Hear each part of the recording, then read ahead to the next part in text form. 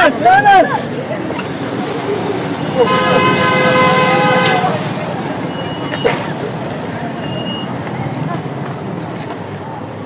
ينصركم الله فلا غالب. ويا أيها الذين آمنوا إذا جاءكم فاسق في خبر فتبين. إحنا اليوم الحمد لله رب العالمين الحاجة اللي إحنا جينا عليها الحمد لله أنها ما كانتش موجودة، ما كانش الخيانة الزوجية.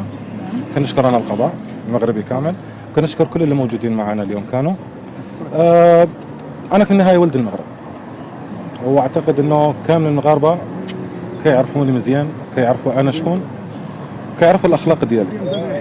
في الفترة الأخيرة مثل ما الكل شايف صارت شوية من البنات شوية الشكايات، احنا خلينا نقول عنها باش نجيبها في مراحل الضحك، الغيرة النسائية. والواحد ما عمره يزعل من بناته، حقها تدير اللي بغات، القانون مفتوح للجميع. والإنسان إذا خايف من شي حاجة دارها ما عمره غادي يكون أول حضور، وأنا الحمد لله ديما من يكون عندي أي حاجة بتلاقوني ديما أول الحضور.